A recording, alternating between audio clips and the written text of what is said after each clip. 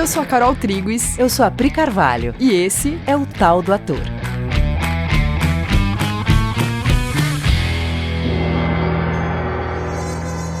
Oi, galera! Oi, gente! Como vocês estão? Tudo beleza? Bom, hoje a gente vai falar de um tema pro qual a gente olha muito e que é um tema de muita lida pro ator.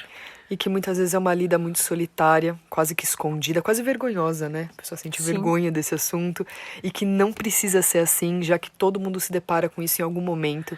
Então vamos lá? É o seguinte, vê se não é assim. Todo mundo quer ser visto como bonito. Todo mundo quer ser admirado pelas suas qualidades, pela sua capacidade, pela sua inteligência. Então todo mundo tem essa lida em algum nível com a vaidade. E isso está diretamente ligado ao fato de você querer ser aceito. E esse é um assunto muito presente entre os atores, né? Eu e a Pri, a gente estudou teatro, a gente é atriz, e esse é um assunto que a gente sempre ouviu muito as pessoas falando e a gente lidando com ele, né, de alguma forma. E algumas pessoas vão chamar de vaidade, outras vão chamar de ego, mas é sempre essa preocupação sobre o modo como eu estou sendo percebido pelo outro. Só que, de fato, você não controla o modo como você é percebido. Geralmente, a preocupação que está na tua cabeça não é aquilo que está na mente do outro sobre você, aquilo que chama atenção no outro sobre você. E mesmo que seu corpo atenda a padrões estéticos vigentes, né, seja lá o que isso for, seu corpo vai envelhecer e você vai assistir o seu corpo sair do padrão. E mesmo assim, de cara com o fato da sua falta de controle, você não desiste de controlar o modo como você é percebido. E isso daí é vaidade. Onde se manifesta esse querer controlar o modo como eu sou percebido? Você provavelmente está se perguntando agora. Porque tem esse lugar mais óbvio, né? Que é esse lugar do corpo, o formato do meu corpo. Um ângulo que me favoreça na câmera. O figurino, maquiagem. Sei lá, todos os aspectos ligados ao corpo que fazem você pensar nesse como alguém a ser visto de um jeito X. E que faz com que você não veja o seu corpo como uma ferramenta de comunicação. E aí tem os aspectos mais sutis ligados à personalidade, né? Que é que tipo de ator sou eu? Em que círculo eu transito? Que temas me interessam? As bandeiras que eu defendo?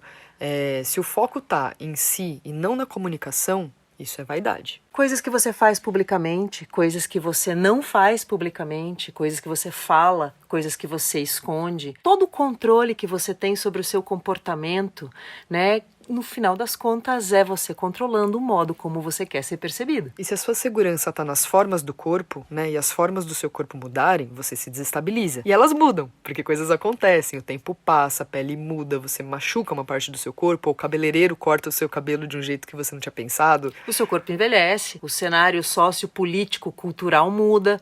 Se a sua segurança estiver em qualquer um desses lugares, você se percebe vulnerável. Ou seja, o que a sua vaidade faz por você é te deixar vulnerável. O vaidoso é um inseguro. Querer ser bom, querer ser percebido como um bom ator, o resultado é que você vai ser um mau ator, porque você parou de fazer a personagem. E agora está fazendo você mesmo querendo ser bom fazendo a personagem. Por exemplo, quando o ator vai fazer fotos, né? O que é uma boa foto de um ator? É aquela foto que você olha e você vê que aquela pessoa tem algo para dizer. Você tem interesse que aquela pessoa abra a boca e fale o que está na cabeça dela. Você vê profundidade ali. Você vê que ali tem alguém interessado pelo contexto e tem coisas a dizer. O interesse dele pelo contexto desperta o seu interesse. No final das contas, um ator tem que ter o que dizer. Porque o que é considerado bonito ao longo da história vai mudando. Os padrões de beleza vão mudando. Mas vida sempre foi atraente.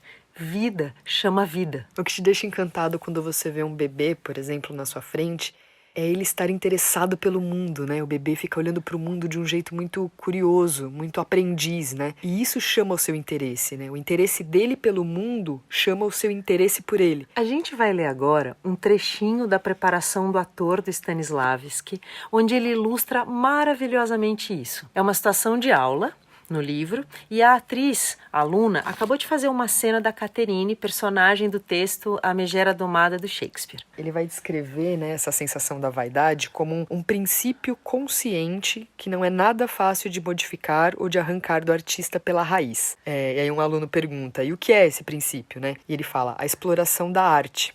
E o aluno pergunta, em que consiste isso? E ele fala, naquilo que a Sônia fez, né, que é essa personagem que acabou de fazer a Caterine. E ela fala, eu? O que foi que eu fiz? E aí ele fala assim pra ela, você nos mostrou as suas mãozinhas, os seus pezinhos, toda a sua pessoa, porque no palco ficava melhor exposta, respondeu o diretor. E ela, Que horror, eu não fazia a menor ideia. E ele: é isso que sempre acontece com os hábitos arraigados. Eu já acho essa frase muito foda, né? Porque ele fala, é isso que acontece com os hábitos arraigados. Normalmente você não percebe que você tá fazendo esses seus hábitos mais arraigados, né? Você chama só de eu mesmo. Sou eu existindo, eu tô vivendo. Mas não, é um hábito, né, que você tá fazendo ali. E aí ela fala: e por que você me elogiou? E ele fala: porque você tinha pés e mãos bonitos. E ela: e então, qual era o mal?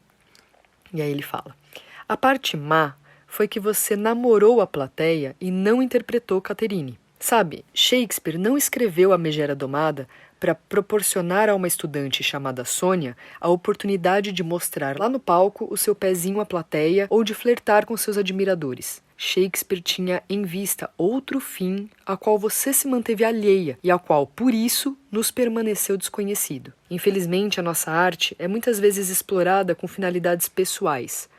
Você o faz para exibir sua beleza, outros para alcançar popularidade ou sucesso exterior ou para fazer carreira.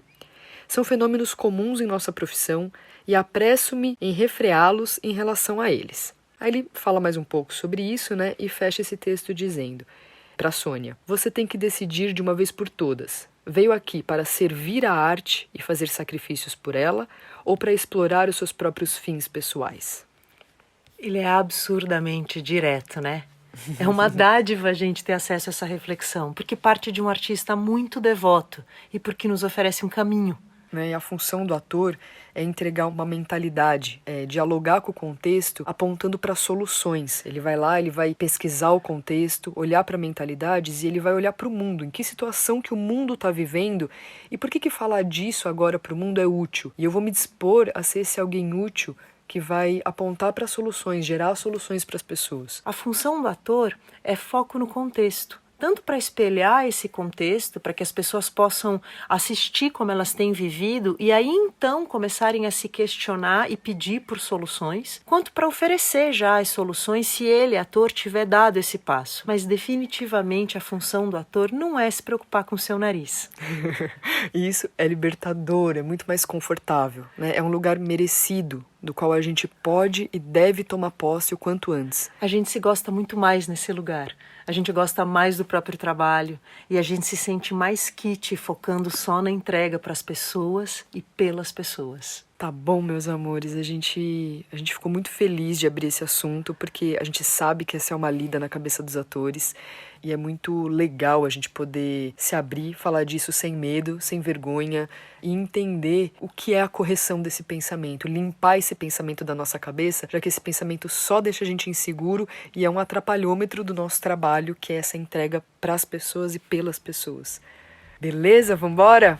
É isso, gente. Entreguem, façam suas entregas, continuem olhando pro mundo e vambora. A gente merece. A gente merece fazer só isso. Tá bom? Um beijo e até semana que vem.